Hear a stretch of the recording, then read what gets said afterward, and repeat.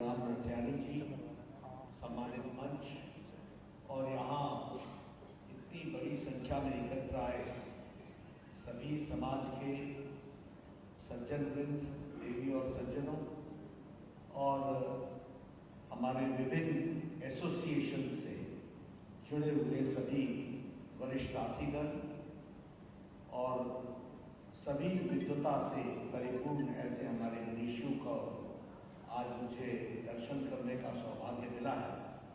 मैं अपना अहोभाग्य समझता हूँ कि आप सब लोगों के मुझे दर्शन करने का मौका मिला। मेरा अभिनंदन।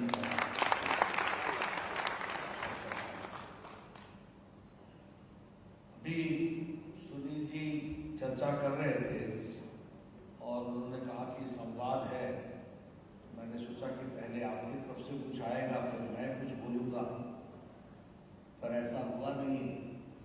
तो लेकिन इन्होंने कुछ बातें जरूर की संवाद की दृष्टि से और इन्होंने कुछ बातों को हम सबके बीच में रखा।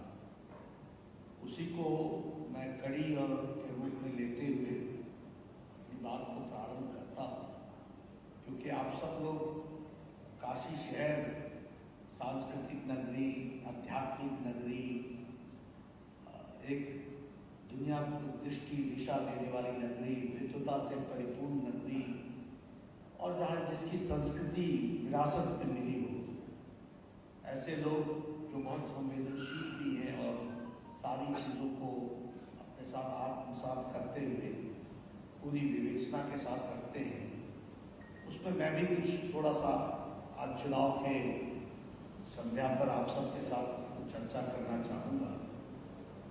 एक तो सुनील जी ने कहा कि जो राजनीतिक दल है वह दल अब पारिवारिक दल के रूप में स्थापित हो गए हैं। इसमें मैं इतना ही कहना चाहूंगा कि ये खतरा प्रजातंत्र के लिए बहुत बड़ा खतरा है। भारतीय जनता पार्टी तो एक राष्ट्रीय पार्टी है, वैचारिक पृष्ठभूमि पर खड़ी है, प्रजातांत्रिक पार्टी है। इसको संभालने वाले, देखने वाले और इसको आगे बढ़ाने के लिए जहां मोदी जी का नेतृत्व है वहां इसका बढ़ना, अग्रसर होना ये स्वाभाविक है। लेकिन प्रजातंत्र की दृष्टि से देखा जाए तो मैं इनकी बात को सिर्फ परिपूर्ण करना चाहता हूं कि आज जिनसे हम लड़ते हैं, जिनके साथ हमारा वैचारिक टकराव होता है, मनमुटाव होता है, चर्चा होती है, वह अपने पार्टी और अपनी सेहत के लिए कैसे हैं ये तो आप उसकी विवेचना करेंगे, लेकिन प्रजातंत्र के लिए बहुत बड़ा खतरा है। और जब मैं प्रजातंत्र के लिए खतरा बोलता हूं तो मैं इसमें इंडियन नेशनल कांग्रेस को भी दोषी मानता हूं, क्योंकि राष्ट्रीय पार्टियों को जो रीजनल एस्पिरेशंस को अपने साथ समावेश करना था, उस समावेश करने में वह अधूरे रहे, उन्होंने उनकी कल्पना नहीं की और धीरे धीरे नेशनल पार्टीज के नाम की पार्टियां गौण होती गई और रीजनल पार्टी स्थापित हुई और रीजनल पार्टीज धीरे धीरे पारिवारिक पार्टियां बनी। अब आप देखिए, जम्मू कश्मीर से शुरू नेशनल कॉन्फ्रेंस, पीडीपी, दोनों रीजनल पार्टी, अब पारिवारिक पार्टी। हरियाणा लोकदल पार्टी, पहले रीजनल पार्टी, बाद में पारिवारिक पार्टी। पंजाब एसएडी, संयुक्त अकाली दल, शिरोमणि अकाली दल, पहले रीजनल पार्टी, धार्मिक पार्टी, अब पारिवारिक पार्टी। आप उत्तर प्रदेश आ रहे हैं, समाजवादी पार्टी, पहले रीजनल पार्टी, अब पारिवारिक पार्टी। आप बिहार चले जाए, आरजेडी, पहले रीजनल पार्टी, बाद में पारिवारिक पार्टी। ममता, पहले तृणमूल कांग्रेस, रीजनल पार्टी, अब पारिवारिक पार्टी। आप साउथ में चले जाए तो आपको दिखेगा टीआरएस, टीडीपी, वाईएसआर, तीनों ही पहले रीजनल पार्टी, आज तीनों ही पारिवारिक पार्टी। डीएमके में चले जाइए, पहले रीजनल पार्टी, आज परिवार की पार्टी। साउथ में, ईस्ट में चले, वेस्ट में चले जाइए, महाराष्ट्र, एनसीपी, पहले रीजनल पार्टी, अब पारिवारिक पार्टी। शिवसेना, पहले रीजनल पार्टी, रिलीजियस पार्टी, अब पारिवारिक पार्टी, सारे देश की आप तस्वीर उतारते हैं। और दुख की बात यह है कि इंडियन नेशनल कांग्रेस भी न इंडियन रह गई है, न नेशनल रह गई है, एक रीजन में सीमित हो गई है, कुछ रीजन्स में, और अब ये पार्टी भी डेमोक्रेटिक नहीं रही है, ये भी भाई बहन की पार्टी हो गई है। तो भारतीय जनता पार्टी ने तो बहुत, हम तो राष्ट्रीय पार्टी, विचारों के साथ चलने वाली पार्टी है, बढ़ने वाली पार्टी, बढ़ना ही स्वाभाविक है, लेकिन प्रजातंत्र के लिए यह दिखना यह एक खतरनाक साइन है। और इसलिए मुझे लगता है कि प्रजातंत्र को मजबूत करने के लिए भी भारतीय जनता पार्टी को और मजबूती प्रदान करना यह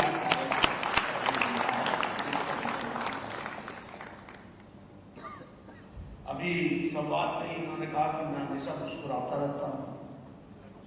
इस पर कुछ ना कुछ तो, हालांकि मैं सीरियस विषय से थोड़ा लाइट विषय पर आ रहा हूं, लेकिन भैया मेरे, मैं 18 करोड़ की पार्टी का अध्यक्ष हूं और मैं नहीं हूं, हम हूं।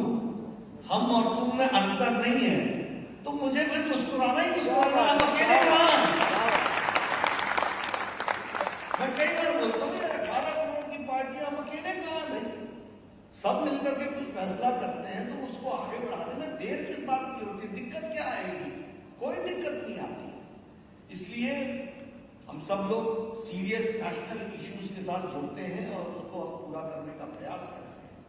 और उसको पूरा करने में, क्योंकि इतनी बड़ी पार्टी है, दुनिया की सबसे बड़ी पार्टी है, कांग्रेस पार्टी एक समय में बड़ा गर्व महसूस करते थे कि हमारी मेंबरशिप कितनी है। आज हम गर्व महसूस करते हैं कि सबसे बड़ी दुनिया की पार्टी है तो भारतीय जनता पार्टी, और हम हैं और हम सब हैं, तो फिर क्या दिक्कत है? हम आगे बढ़ेंगे ही बढ़ेंगे।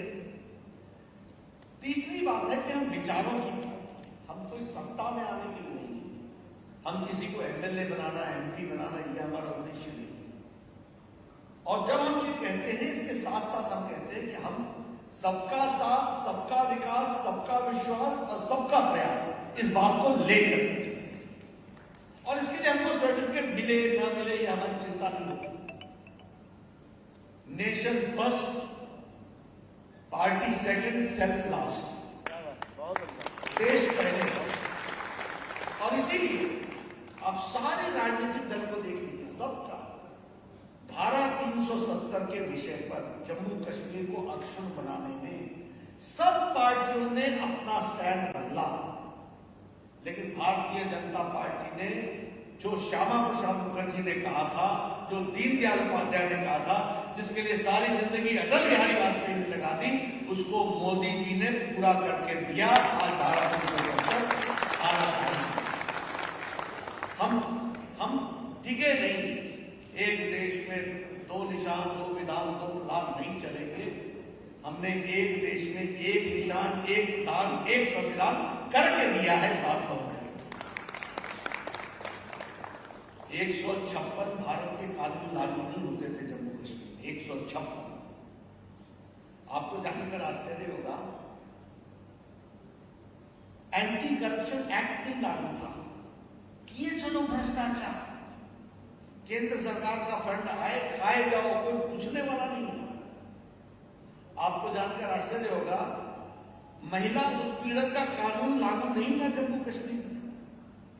आपको आश्चर्य होगा कि बच्चों के साथ दुर्व्यवहार करना, पॉस्को का कानून लागू नहीं था जम्मू कश्मीर में। आपको आश्चर्य होगा कि हमारे ट्राइबल भाइयों को राजनीतिक आरक्षण नहीं था। आपको आश्चर्य होगा कि वहां पर हमारे दलित भाइयों को सिवाय सफाई कर्मचारी छोड़कर कोई सरकारी नौकरी नहीं लग सकती थी। There was no reservation. ये जम्मू कश्मीर भारत का अभिन्न अंग था। आज धारा 370 को धाराशाही करके मुख्य धारा में जम्मू कश्मीर को लाए हैं। तो हम टिके नहीं, हम वो नहीं करें। अवश्य आप कीजिए, रामलला हम आएंगे, मंदिर वहीं बनाएंगे, अगर हमने कहा तो समाजवादी पार्टी ने राम भक्तों पर गोली चलाई, कांग्रेस पार्टी ने अटकाया, लटकाया, लटकाया, सब कुछ किया। लेकिन जब मोदी जी की सरकार आपने बनाई तो सुप्रीम कोर्ट ने सर्वसम्मति से जो फैसला दिया, उस फैसले को अक्षरशः इंप्लीमेंट करने का काम नरेंद्र मोदी जी की सरकार कर रही है। अब भव्य राम मंदिर, देखिए, हर एक कोई अपने अपने दृष्टि से देखता है। मैंने कल भी चर्चा में कहा था, ये 3 तलाक, ये 3 तलाक का कानून आपको जानकर आश्चर्य होगा, पाकिस्तान में लागू नहीं है, मुस्लिम देश है। ये 3 तलाक का कानून अफगानिस्तान में लागू नहीं है, बांग्लादेश में लागू नहीं है, अब सीरिया में लागू नहीं है, अब ईरान में लागू नहीं है, इराक में लागू नहीं है, इंडोनेशिया बहुतायत मुस्लिम देश है, लागू नहीं है। लेकिन हमारे देश में 13वीं शताब्दी का कानून लागू था और सुप्रीम कोर्ट के कहने के बाद भी तुष्टीकरण की राजनीति के से दबे हुए लोग, नेता लोग इस पर फैसला नहीं कर पा रहे थे। आज मोदी जी ने, आपने मोदी जी को ताकत दी, मोदी जी ने 3 तलाक को सदा सदा के लिए समाप्त कर दिया और लगभग 11 से 12 करोड़ मुस्लिम बहनों को आजाद किया। और एक आंकड़े आपको बता देता हूं, पिछले 2 साल में 2019 में एक कानून आया और 2021-22 के रिव्यू में 3 तलाक की घटनाएं 80% घट गई हैं, 80%। अब इससे बड़ा उदाहरण सबका साथ, सबका विकास, सबका विश्वास, सबका प्रयास, इससे ज्यादा क्या हो सकता है? इससे ज्यादा महिला सशक्तिकरण क्या हो सकता है? इससे ज्यादा 21वीं शताब्दी में देखने वाला भारत कहां खड़ा होता है? इससे ज्यादा क्या हो सकता है?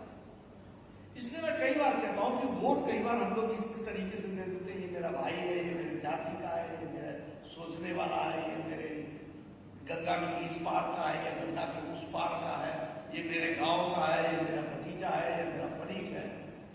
देखिए, अपने भविष्य के बारे में तय करने के लिए मेरा सोच करके, छोड़ करके उत्तर प्रदेश का कौन सोच सकता है, देश का कौन सोच सकता है, वाराणसी का कौन सोच सकता है, इस बात को सामने रख करके हमको अपने मतों का, अधिकार का प्रयोग करना चाहिए। और इसलिए मैं आपसे मांगने आया हूं कि आपने अपना वोट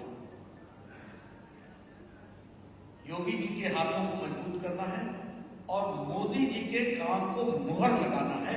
इस बात का वोट है, इसको हमको समझना चाहिए।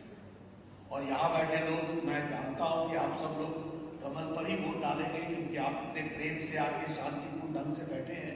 तो जब आपको इतना इस पार्टी से लगाव है तो आपका वोट तो मिलेगा ही।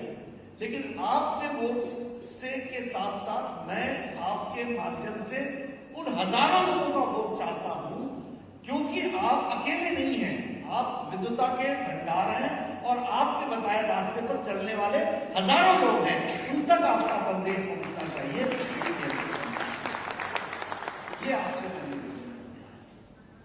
अब विकास की दृष्टि से आप भी बनारस पहले से जानते हैं, हम भी बनारस पहले से जानते हैं और उत्तर प्रदेश को भी अच्छे तरीके से जानते हैं। मतलब नाली में पानी बहे, ये एक न्यूज होता था, नाली से बाहर पानी बहे, ये न्यूज नहीं होती थी, ये कॉमन बात थी।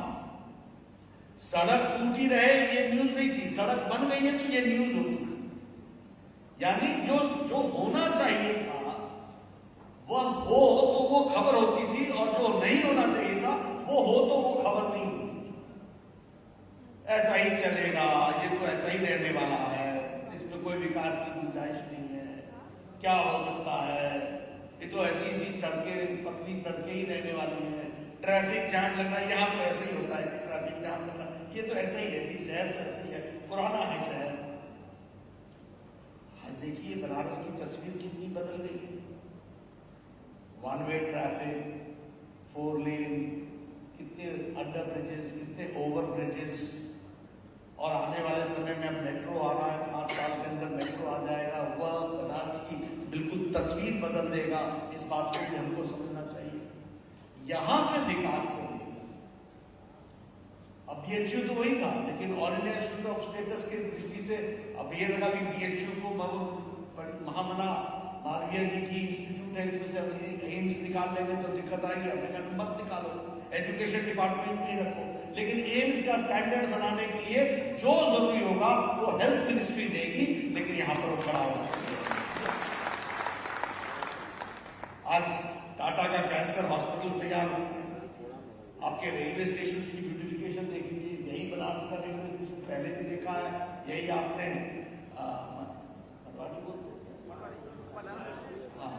सारे रेलवे स्टेशन को आप देखिए, सब रेलवे स्टेशन की का परिवर्तन जिस तरीके से हो रहा है।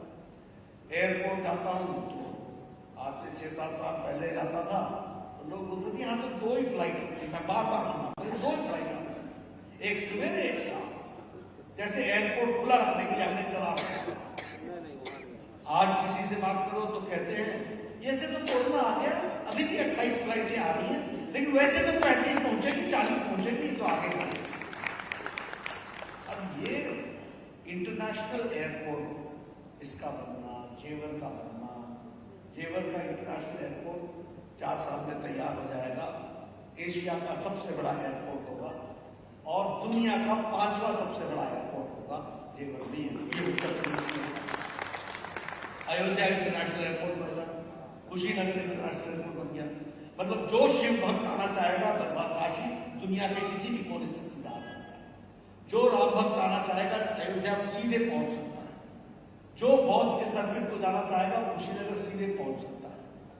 ये परिवर्तन लखनऊ इंटरनेशनल एयरपोर्ट बन ही गया है, 5 इंटरनेशनल एयरपोर्ट। और मुझसे कई बार कोई लोग बोलते हैं तो मैं हमेशा ही बोलता हूँ कि देखिए जमाना बदल रहा है। मोदी जी की सोच देखिए, हवाई चप्पल पहनने वाले को हवाई जहाज की सवारी करानी है, ये हमारा उद्देश्य है, कॉमन मैन की सवारी। तो ये विकास के एक नए आयामों को हम टच करना चाहते हैं। उत्तर प्रदेश में कभी सोच सकता था एक्सप्रेस हाईवेज होंगे, 4 लेन 6 लेन, कभी सोच सकता था? कभी नहीं सोचा कि उत्तर प्रदेश में 4 लेन 6 लेन होंगे, इस तरीके की कभी किसी ने कोई कल्पना नहीं की। आजकल कोई गोरखपुर लिंक एक्सप्रेस वे, कोई गंगा एक्सप्रेस लिंक हुए, कोई बुंदेलखंड एक्सप्रेस लिंक हुए, कोई उत्तर प्रदेश का और एक एक्सप्रेस लिंक हुए है जो प्रयागराज तक जोड़ने वाला है। यानी हर दृष्टि से और कॉरिडोर बनाकर उनको जोड़ने का काम करने की बात हुई है। अब मैं तो इसको मानता हूं कि यह विकास की गंगा है, ये सड़क नहीं है, ये विकास की गंगा है। अब बिपिन रावत इंडस्ट्रियल कॉरिडोर बुंदेलखंड में आ रहा है, ब्रह्मोस लखनऊ में बनने लगे, उसी तरीके से इंडस्ट्रियल कॉरिडोर हो रहा है। फ्री रेलवे का ट्रैक, जो फ्री फ्रेट, डेडिकेटेड फ्रेट है, जो दीनदयाल नगर से लेकर के आपके यहाँ चंदौली से लेकर के कानपुर तक के सारे एक्सपोर्ट गुड्स जितने हैं वो सीधे पोर्ट पर पहुंचाना, एयरपोर्ट या बंदरगाह दोनों जगह पहुंचाने का डेडिकेटेड फ्रेट का काम चल रहा है, उस पर जोर शोर से काम चल रहा है। अब ये कई बार लोग चर्चा कर लेते हैं। आपने कभी समाजवादी पार्टी लोगों को पूछा है कि भैया जरा आपकी कल्पना विकास की है क्या? तो ज्यादा से ज्यादा लोग कहेंगे मेरा बेटा विकास तो नहीं है, उसका नाम तो फलाना है। यानी विकास उनके लिए कोई परिवार का ही आदमी हो सकता है, विकास कोई दुनिया का हो, देश का हो, ये कल्पना ही नहीं हो, सोच ही नहीं। They don't have any concept. आज 2 All India Institute of Medical Sciences other than Varanasi छोड़ करके 2 All India Institute of Medical Sciences आ गए। मैंने पहले भी बताया, रायबरेली, अब मेरे को सोनिया जी ने चिट्ठी लिखी कि I would like to discuss Raebareli. मैंने कहा I am sensitive about it. हम ये नहीं मानते मेरा तेरा, आपकी आदत है कि हमने घोषित किया। हम गोरखपुर भी बनाएंगे, हम रायबरेली को भी चलाएंगे और वो हमारे समय में चलेगी। इस बात को हमको ध्यान में रखना चाहिए। तो आज गोरखपुर 3 साल के अंदर हमने all India Institute of medical science में 1100 करोड़ रुपए का खड़ा कर दिया। 2000 करोड़ रुपए हर साल उसको चलाने के लिए लगने वाला है, रेकरिंग एक्सपेंडिचर उस पर आने वाला है। और अब हमारे लोग को दिल्ली नहीं जाना पड़ेगा, उनका इलाज यहीं पर होगा, सुपर स्पेशलिटी ब्लॉक्स नहीं। 5 साल के अंदर 10 यूनिवर्सिटीज, एक 11वीं यूनिवर्सिटी एग्जिस्टेंस में आ रही है, 78 डिग्री कॉलेजेस, 28 इंजीनियरिंग कॉलेजेस, और स्वास्थ्य मंत्री मुझे सुधीर रहने का मौका मिला। मोदी जी ने कहा था आपके यहाँ 15 मेडिकल कॉलेज थे, आज सरकारी क्षेत्र में 59 मेडिकल कॉलेज हैं और प्राइवेट मिला है तो 64 मेडिकल कॉलेज।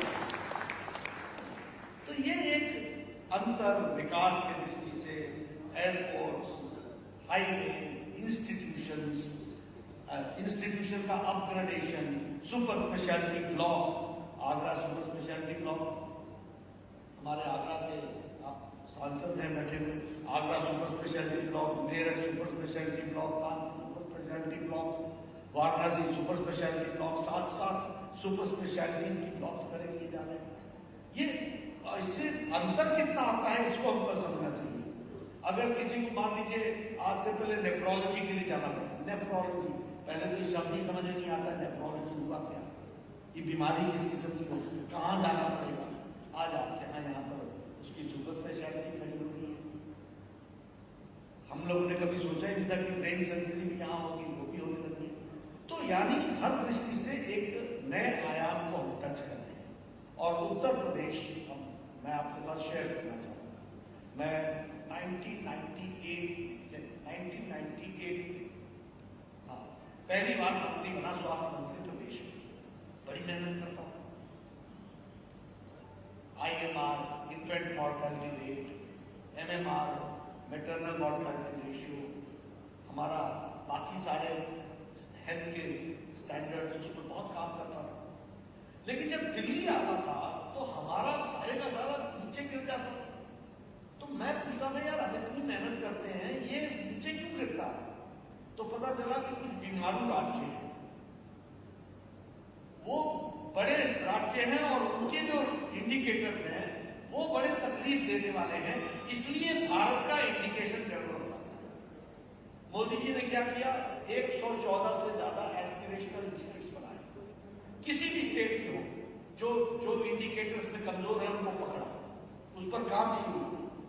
और आज जो बीमारों का यू उत्तर प्रदेश था, आज वही यू उत्तर प्रदेश का उत्तम प्रदेश बन गया। इसको आज आपका इंडिकेटर इतना ऊपर जा रहा है। अब वैक्सीनेशन में वन ऑफ द टॉप में आकर के खड़े हैं। अब वैक्सीनेशन की भी बात नहीं कीजिए, मैं उस समय नहीं कहता था। देखिए मोदी जी ने इस देश की ताकत को समझा। हम कई बार लोगों को बताते हैं कि भैया जिस काम में हम लोग हाथ डालेंगे ना, भारत डालेगा, वो दुनिया का सबसे बड़ा प्रोग्राम बन जाएगा, क्योंकि हमारी संख्या ही 130 करोड़ है। तो जब हम किसी भी चीज में हाथ डालेंगे वो हमेशा ही ऊपर बनेगा, इसको हमको समझना चाहिए। और हमारा कोई मुकाबला नहीं कर सकता। हम जब दुनिया के फोरम्स पर जाते थे और हम बोलते थे I represent 1.25 billion people, 1.3 billion people, तो सब बोलते थे oh my God, can't imagine 3 lakh की जनसंख्या, 1 करोड़ की जनसंख्या, 1.5 करोड़ की जनसंख्या, ये 130 करोड़ के सामने आती कहाँ है। अब वैक्सीनेशन की बात की लीजिए, हमारा वैक्सीनेशन देश का fastest and largest health coverage है, इसको हमको समझना चाहिए।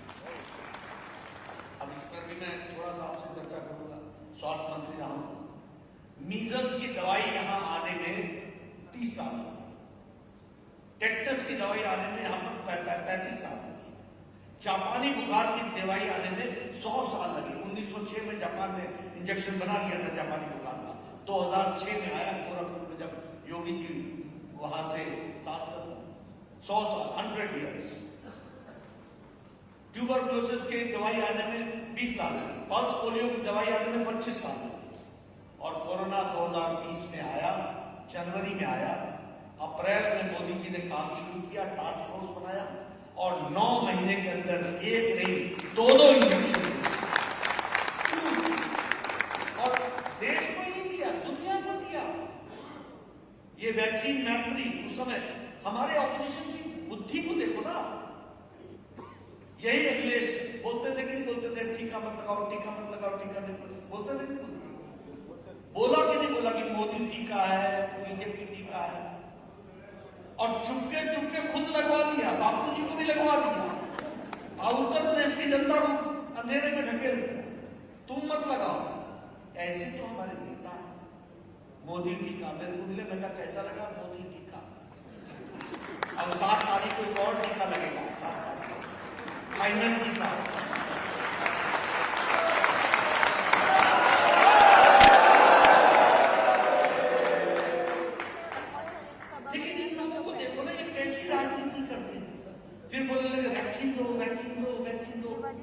फिर बोलने लगे कि हमको इंडिया से नहीं लेंगे, हम तो फाइजर का खरीदेंगे, हमको तो दुनिया से बात करने दो, दुनिया से बात करने दो।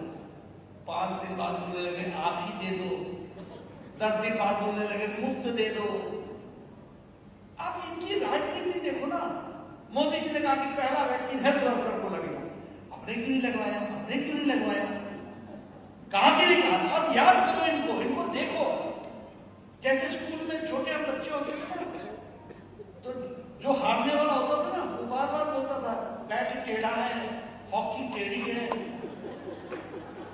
गोल पोस्ट टेढ़ा है। अबे तुम्हारी दृष्टि टेढ़ी है यार, उसको बोलो ना, उसके कारण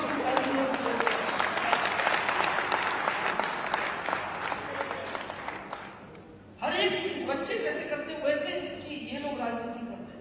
याद दिलाने लगूंगा आपको इनकी करतूतें, तो आपके ध्यान में आएगा कि इन्होंने राजनीति में प्रदेश के साथ और देश के साथ कितना अन्याय किया, हर दिन करते हैं और धोखे में डालते हैं और जनता को गुमराह करते हैं। ये इनका काम है। ऐसे लोगों को अब जवाब देना ये हमारा काम है। अब जब हम बात करते हैं गांव, गरीब, वंचित, पीड़ित, शोषित, दलित, तो सिर्फ करने के लिए नहीं करते हैं, एम्पावर कर रहे हैं, ताकत दे रहे हैं। और मोदी जी का कहना है कि हम लोगों को ताकत प्रदान करेंगे। और आप देखिए, मैं तो कई बार कहता हूं, इन लोगों के साथ बात करता हूं तो मैं कहता हूं इन लोगों के साथ बड़ा अन्याय हुआ है, चांदी के चम्मच के साथ पैदा हुआ है। इनको ना गरीबी मालूम है ना गरीब मालूम। जनधन खाते का मजाक उड़ाया, इनको मालूम ही नहीं था कि 130 करोड़ के देश में बैंक के खाते और बैंक की दहलीज को पार करने वालों की संख्या सिर्फ 3.25 करोड़ है। 130 करोड़ हमारी पॉपुलेशन। और मिसेस गांधी चिल्लाती रही गरीबी हटाओ, गरीबी हटाओ, गरीबी हटाओ। गरीब कैसे हटेगा? मोदी जी ने पता किया तो पता चला कि 2 कारण है। एक तो गरीब पैसा नहीं दे सकता बैंक में जमा करने के लिए, उसके पास इतना पैसा ही नहीं है। दूसरा, उसको गारंटर नहीं मिलता। तो मोदी जी ने कहा कि भैया तुमको पैसा देना नहीं है, तुम्हारे खाते में हम पैसा डालेंगे, तुम जीरो अकाउंट से बैंक करो, अकाउंट करो। दूसरा, तुम्हारा गारंटर मोदी होगा, नरेंद्र मोदी होगा, भारत सरकार होगी, तुमको कोई बैंक में खाता खोलने से रोक नहीं सकता। आज लगभग 20 करोड़ लोग हमारे बैंक के खाते के कारण 20 करोड़ बहने, उनको कोरोना के दौरान 500 पर महीने 3 महीने तक उनके खाते में पहुंचाने का काम मोदी जी ने किया, ताकि उनका चूल्हा जल सके, परिवार चल सके, इसकी व्यवस्था करी। तो बैंक अकाउंट खोलवाने का अर्थ क्या है?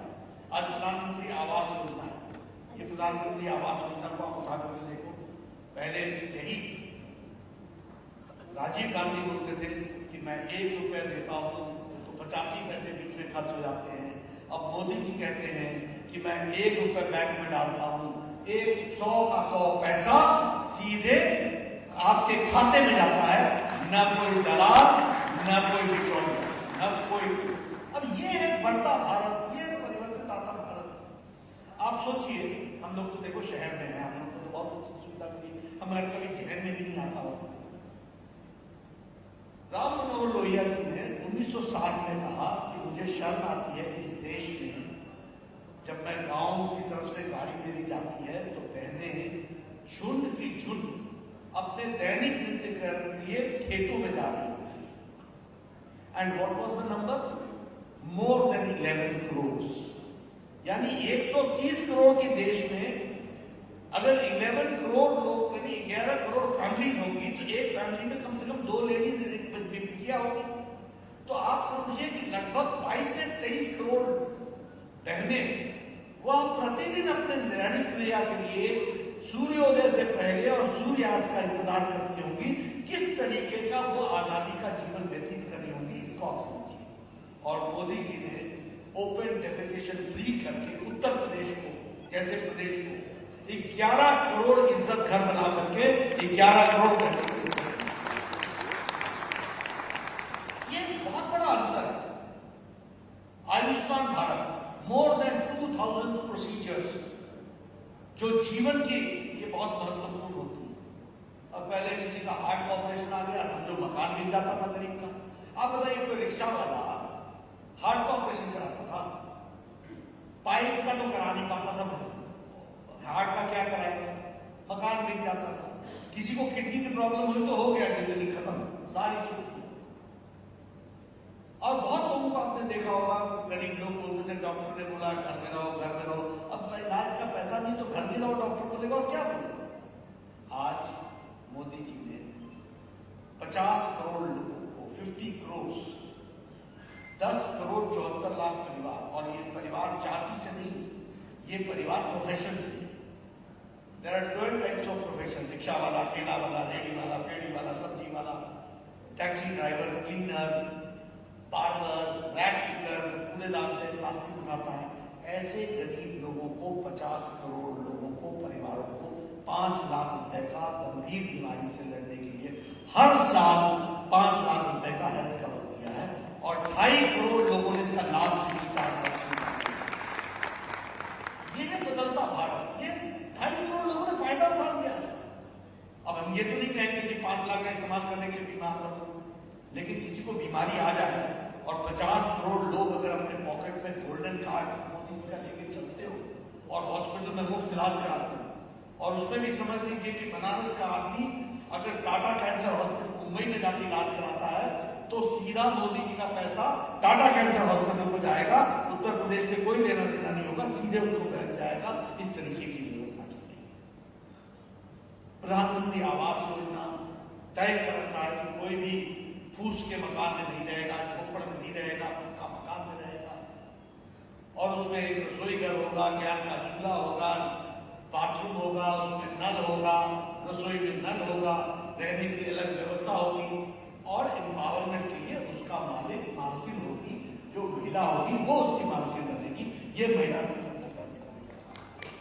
तो ऐसे कितनी योजनाओं को अगर हम गिनाएं, सारी योजनाओं को हम आपके सामने रखें, बहुत लंबा इस पर मैं वक्तव्य दे सकता हूं, लेकिन विमेन का एम्पावरमेंट, प्रधानमंत्री गरीब कल्याण अन्न योजना है। पिछली शती में जो महामारी आई थी तो बीमारी से ज्यादा लोग भूखमरी से मर गए थे। आज मोदी जी ने 2 वक्त की भोजन की व्यवस्था कराई, और फ्री राशन, प्रधानमंत्री गरीब कल्याण अन्न योजना में सबको मुफ्त राशन देकर पूरी जनता को कोई भूखा न सोए, इसको सुनिश्चित किया है। तो मोदी जी ने सुनिश्चित किया यह, और योगी जी ने उसमें ऐड किया डबल इंजन का डबल फायदा, उसको वो भी हमको मिला। तो एक जिसको हम कहते हैं कि अब ये इश्यूज ऐसे हैं जिनके बारे में हमको सोचना पड़ेगा कि हम किस तरीके से इसको हम महिला एम्पावरमेंट कर रहे हैं, यूथ एम्पावरमेंट कर रहे हैं। इस बार का बजट जो आया है, 1 साल के अंदर 60 लाख लोगों को नौकरी मिलेगी। उत्तर प्रदेश जो 7वें नंबर पर खड़ा था, आज वह उत्तर प्रदेश आर्थिक जगत में दूसरे नंबर पर खड़ा है, और एक बार और आप वोट देंगे तो उत्तर प्रदेश पहले नंबर पर खड़ा होगा। ये विकास का, अब उत्तर प्रदेश की भी यही ताकत है, जो काम उत्तर प्रदेश अपने हाथ में लेगा वो देश का सबसे बड़ा प्रोजेक्ट बन जाएगा, क्योंकि उत्तर प्रदेश की संख्या ही 24 करोड़ की है, जनसंख्या ही इतनी बड़ी है। इसको जिस तरीके से आप प्रेजेंट करोगे उसका उस तरीके से लाभ मिलने वाला है। तो ये 60 लाख लोगों को नौकरियां मिलने वाली है, 25,000 करोड़ रुपए की सड़क बन रही है, 20,000 करोड़ रुपए उसमें खर्च होने वाले हैं, 3 करोड़ 80 लाखों लोगों के घरों में 1 साल के अंदर नल से जल मिलेगा, इसकी व्यवस्था इस बजट में की गई है। लगभग 48,000 करोड़ रुपए खर्च करके 80 लाख मकान, पक्के मकान इस साल बनेंगे। ये इस साल के बजट की मैं आपको बात कर रहा हूं। उत्तर प्रदेश का बजट देश का सबसे बड़ा बजट बन गया है। तो एक विकास के लिए योजनाओं तरीके से उसको आगे बढ़ाने का काम हम सब लोग कर रहे हैं, और इसको करने में आप सबका सहयोग मिले, आशीर्वाद मिले, ये भी हमको ध्यान में रखना है। अभी हम लोगों ने तय किया है किसानों को जहाँ किसान सम्मान निधि में 2.25 लाख करोड़ रुपए खर्च किए। अब मैं इस पर भी आपको कहना चाहूंगा, ये चुनाव आता है ना, तो अब तो कांग्रेस पार्टी बेचारी 2-3 स्टेट, कुछ स्टेट्स में रह गई, कर्जा माफ करेंगे, कर्जा माफ करेंगे, कर्जा माफ। कितना बनता है कर्जा माफ? 57,000 करोड़ रुपए। 10 साल बाद तुम 57,000 करोड़ रुपए माफ, और वो भी माफ नहीं करते हो। राजस्थान, मध्य प्रदेश में नहीं कर पाए थे, लेकिन मोदी जी ने प्रधानमंत्री किसान सम्मान निधि में 10 करोड़ 50 लाख किसानों को 2-2 हजार रुपए हर तीसरे महीने देकर 10 किश्तों में 1.25-2 लाख करोड़ रुपए खर्च करके किसानों को सशक्तिकरण दिया है, उनको मजबूती दिलाई है। तो इसलिए हर दृष्टि से विकास को आगे बढ़ाना, उसको पूरा करना वो चल रहा है। अभी बहनों को स्कूल में जाने के लिए प्लस 2 में पढ़ने वाले बहनों को मोपेड और स्कूटी दी जाएगी। नौजवानों के लिए 2 करोड़ को लैपटॉप, टैबलेट दिया जाएगा, कंप्यूटर दिया जाएगा ताकि वो विकास कर सके। This is enhancement, this is empowerment. ये लोगों का एम्पावरमेंट, यूथ का एम्पावरमेंट, किसान का एम्पावरमेंट, महिलाओं का एम्पावरमेंट, उनका सशक्तिकरण। इस सशक्तिकरण को हमको आगे बढ़ाना है, उसके लिए मैं आपसे निवेदन करने आया हूं। एक बात मैं जरूर कहना चाहूंगा और वो मैं बार बार सब जगह बोलता हूं कि देखिए ये सब संभव तब है। इन्वेस्टमेंट में, इन्वेस्टर्स में 3,000 करोड़ रुपए आ चुके हैं उत्तर प्रदेश में पिछले 3 साल में। आपका टारगेट 4,000 करोड़ रुपए का आपने एमओयू साइन किया था। लगभग 1,100 समथिंग एमओयू साइन हुए हैं और 4,000 करोड़ रुपए की इन्वेस्टमेंट आनी थी, 3,000 करोड़ रुपए की इन्वेस्टमेंट आ गई है। और अगले 5 सालों में हम उत्तर प्रदेश को 10,000 करोड़ के इन्वेस्टमेंट पर ले जा रहे हैं, एक नए राज्य। लेकिन ये 10,000 करोड़ रुपए की इन्वेस्टमेंट थी, क्या यहाँ लॉ एंड ऑर्डर सिचुएशन ठीक होनी चाहिए कि नहीं होनी चाहिए? बिना लॉ एंड ऑर्डर सिचुएशन के आप ये इन्वेस्टमेंट संभव होगा? अब अखिलेश के टाइम पर लोग अपनी फैक्ट्रियां बंद करके जा रहे थे, नहीं जा रहे थे। मायावती और अखिलेश के जमाने में 29 चीनी मिल बंद हुई कि नहीं हुई? मायावती जी ने 11 चीनी मिलें कौड़े के दाम बेचा कि नहीं बेचा? और आज योगी जी ने 3 नई शुगर फैक्ट्रियां लगा दी कि नहीं लगा दी? तो ये इन्वेस्टमेंट अगर बढ़ाना है तो लॉ एंड ऑर्डर सिचुएशन को ठीक करना पड़ेगा। आप बताइए, योगी जी ने उत्तर प्रदेश में लॉ एंड ऑर्डर को कंट्रोल किया कि नहीं किया? माफिया राज समाप्त हुआ कि नहीं हुआ? कल मैं बता रहा था 385 यही आजम खान, जिसको अखिलेश जी साहब करके बुलाते हैं, यही आजम खान दंदनाता था, यही आतिक अहमद दंदनाता था, यही मुख्तार अंसिल दंदनाता था। मैं कई बार लोगों से पूछता हूं कि भैया देखो, आदमी वही था, मुजरिम वही था, जुर्म वही था, सरकार अलग थी, वो उस समय दंदनाते थे, आप जेल में पहुंचे हुए कैसे हुए? इसलिए कि अखिलेश जी ने अपनी आंखों पे पट्टी बांध रखी थी और योगी जी ने आंखें खोल के बुलडोजर चला के अंसारी की 385 करोड़ रुपए की प्रॉपर्टी जब्त की है, अतीक अहमद की 328 करोड़ रुपए और आजम खान साहब सांसद होकर के जेल में पड़े हुए। ये आजम खान ये जेल में पड़े हुए, जिनको वो साहब करके बुलाते हैं। क्या लगती है आप? तो ये समझना पड़ेगा। और मैंने कल भी उदाहरण दिया था, मैं आज भी आप लोगों के सामने रख देता हूं। मैं मीडिया वालों को बार बार तारीख के साथ बताता हूं और मैं बोलता हूं, अखिलेश जी मेरे से पूछे मैं गलत बोल रहा हूं तो मुझे टोके, कोई टोकता नहीं है। और मैं उदाहरण सही बताता हूं। मैं आपके सामने फिर से बता देता हूं, चाहे गोलघर का बम ब्लास्ट हुआ, चाहे आपके यहां कचहरी का बम ब्लास्ट हुआ, जिसमें लखनऊ, वाराणसी और अयोध्या 3 जगहों पर बम ब्लास्ट हुआ, चाहे श्रमजीवी ट्रेन में बम ब्लास्ट हुआ, चाहे हमारे मुंबई के ट्रेन में बम ब्लास्ट हुआ, चाहे सरोजनी नगर दिल्ली में गोविंदपुरी में बम ब्लास्ट हुआ और सरोजनी नगर मार्केट में बम ब्लास्ट हुआ और पहाड़गंज में बम ब्लास्ट हुआ, फिर चाहे आपके वाराणसी में दशाश्वमेध घाट में बम ब्लास्ट हुआ, फिर चाहे वो संकट मोचन में बम ब्लास्ट हुआ। ये सारे बम ब्लास्ट में लगभग 500 लोग मारे गए और 2000 लोग घायल हुए। इसमें 2 लोग पकड़े गए थे, एक का नाम था हाकिम तारिक कासमी और एक का नाम था खालिद मुजाहिद। मैं दोनों नाम बताता हूं। एक व्यक्ति जौनपुर का था, एक व्यक्ति आजमगढ़ का था। 26 अप्रैल 2012 को बतौर मुख्यमंत्री अखिलेश जी ने इन सारे आतंकवादियों के 15 केस वापस किए। आप बताइए, ये रक्षक थे या भक्षक थे? इन्होंने आपकी रक्षा की या भक्षण की?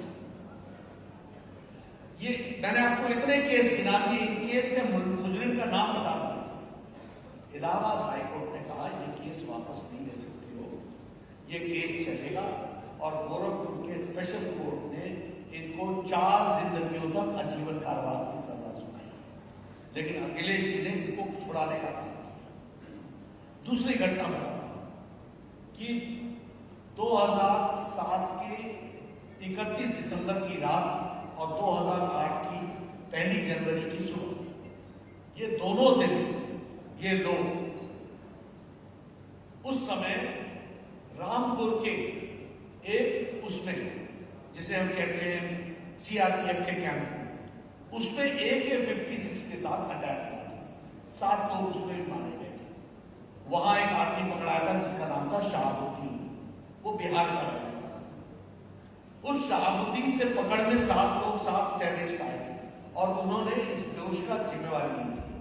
26 अप्रैल 2012 को अखिलेश जी ने उनको भी छोड़ने का काम किया। फिर इलाहाबाद हाईकोर्ट ने कहा कि आप छोड़ नहीं सकते हो, इनको आप रखो, इनके खिलाफ केस चलेगा। 4 लोगों को सजाए मौत हुई है और 3 लोगों को आजीवन कारावास हुआ है। अब मैं जानना चाहता हूं, ऐसे अखिलेश कभी मुख्यमंत्री बनेंगे उत्तर प्रदेश में? बनना है? बनाएंगे आप? इनका असली चेहरा मैं आपको बता रहा हूं। जिन लोगों को आतंकवादियों को बचाने में कोई गुरेज नहीं होती, जो लोग उनके साथ खड़े दिखते हैं। अभी अहमदाबाद हाईकोर्ट का फैसला आया, देश में पहली बार 38 लोगों को सजाए मौत सुनाई गई है। 38 लोगों को। उसमें एक मोहम्मद साहब है, आजमगढ़ का रहने वाला, उसके पिता का नाम है सदाब अहमद बिस्तर। वो श्रीमान अखिलेश जी के समाजवादी पार्टी का कार्यकर्ता है। गले मिल रहे हैं अखिलेश जी। आपको आतंकवादी गले मिलने के लिए मिलते हैं और कोई मिलता ही नहीं। यही आपके दोस्त है। मुजफ्फरनगर का दंगा हुआ, सुप्रीम कोर्ट ने झड़प लगाई कि सरकार नाम की चीज नहीं, अखिलेश मूक दर्शक रहा। उसके मुख्य अभियुक्त को आप परिवार सहित प्लेन से मुजफ्फरनगर से बुला करके अपने घर में लखनऊ में बिरयानी खिलाते हो। ये लॉ एंड ऑर्डर से मानेंगे क्या? 200 दंगे हुए अखिलेश जी के जमाने में और योगी जी के जमाने में एक भी दंगा नहीं हुआ है। इसलिए अगर हमें आप बताइए, माताएं बहनें सुरक्षित रहना है कि नहीं रहना है? व्यवस्थित होकर के आगे बढ़ना है कि नहीं बढ़ना है? उत्तर प्रदेश को आगे बढ़ना है कि नहीं बढ़ना है? तो रास्ता एक है, मोदी जी के काम को मुहर लगाइए, योगी जी को मजबूती प्रदान कीजिए और काशी से कमल खिला करके और पूरे पूर्वांचल से कमल खिला करके लोगों को आगे बढ़ाइए। और ये मैं अपनी पार्टी के लिए नहीं कह रहा हूं, ये उत्तर प्रदेश के लिए कह रहा हूं, ये देश के लिए कह रहा हूं। ये मैं आपके सामने बिल्कुल कन्विंस होकर के बोलता हूं। मेरे से पत्रकार पूछने आते हैं, मैं उनको सारे को ही बोलता हूं, देखो बुद्धि का सारे का सारा ठेका मैंने नहीं लिया, आप सब लोग बुद्धिमान हैं, लेकिन मेरी बात का जवाब दो। अगर मेरी बात का जवाब नहीं है तो फिर मेरी बात को मानो। 2 में से एक करो ना, या तो मैं कहूं कि मैं आपकी बात मान लिया, या आप बोलो कि आप मेरी बात मान गए। बीच में तो नहीं कर सकते ना। तो उसी तरीके से मेरा ये कहना है कि यह चुनाव एक तरफ अपने भविष्य का चुनाव है जिसमें हम विकास देख रहे हैं, और दूसरी तरफ हम अपने भविष्य को विनाश की ओर ले जाने का चुनाव कर रहे हैं। और मुझे पूरा विश्वास है कि आप सब लोग विकास की तरफ बढ़ेंगे, मोदी जी को मजबूती प्रदान करेंगे, देश को आगे बढ़ाएंगे और उत्तर प्रदेश उत्तम प्रदेश करके आगे बढ़ेगा। इन्हीं शब्दों के साथ